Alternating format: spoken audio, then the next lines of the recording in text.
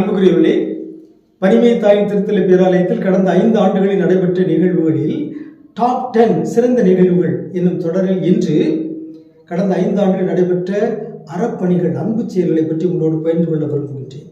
திருப்பாடல் 112:9 நாம் வாசிக்கின்றோம். அவர்கள் வாரி வழங்கினர், ஏழைகளுக்கு ஈந்தனர், அவர்களது நீதி என்றென்றும் நிலைத்திருக்கும். ஆகவே ஏழை எளியோருக்கு நாம் வாரி வழங்குகின்ற பொழுது நம்முடைய நீதி என்றும் நிலைத்திருக்கும். இந்த திருத்தல பேராலயத்தில் கடந்த 5 ஆண்டுகளில் ஏழை எளியோருக்கு வாரி வழங்கப்பட்டிருக்கிறது.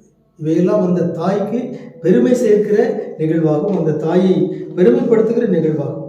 அவற்றில் ஒரு சிலவற்றை நான் உங்களோடு பகிர்ந்து கொள்ள விரும்புகின்றேன். மறைமாவட்ட 100ஆண்டு விழாவை முன்னிட்டு 5 குடும்பங்களுக்கு 5 வீடுகள், மொத்தம் 25 லட்சம் ரூபாய் நம்முடைய பேராலயத்தின் சார்பாக கொடுக்கப்பட்டு 5 குடும்பங்கள் இன்று புதிய வீடுகளில் வசித்துக் கொண்டிருக்கிறார்கள். இந்த தாயினுடைய பெருமையாக கொரோனா காலத்திலும் பெருவெள்ளம் காலத்திலும் ஏராளமான மக்களுக்கு பொருளாகவும் பணமாகவும் நம்முடைய பேராலயம் உதவி செய்திருக்கிறது. 300க்கும் மேற்பட்ட குடும்பங்களுக்கு கல்வி, மருத்துவம், திருமணம், வாழ்வாதாரம், அடக்கச்சலம் இவற்றுக்கு 300க்கும் மேற்பட்ட குடும்பங்களுக்கு உதவி செய்யப்பட்டிருக்கிறது.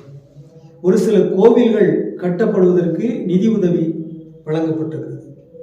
அருட்சகோதரி ரொசேரியன் மௌன மடம், கார்மேல் மௌன மட கண்ணீர் இல்லங்கள், ஏழை எளிய மாணவ மாணவியருடைய விடுதிகள், தொழுநோயாளர் மருத்துவமனை என கடந்த ஆண்டுகளில் 1,50,00,000 ரூபாய், 1,50,00,000 கோடி ரூபாய் அறச்செயல்களாக, அன்பு நீதியாக, தஸ்னேவிஸ் மாதா அன்பு நிதி என்கிற பெயரில் 1,50,00,000 கோடி ரூபாய் இந்த பேராலயத்திலிருந்து கொடுக்கப்பட்டிருக்கிறது. இது கடவுளை மாட்சிமைப்படுத்துகிற ஒரு நிகழ்வு, நம்முடைய பனிமை தாய்க்கு பெருமை சேர்க்கிற ஒரு நிகழ்வு. அதற்காக நாம் கடவுளுக்கு நன்றி செலுத்துகிறோம். உங்களுக்கு அமைதி உரித்தாக.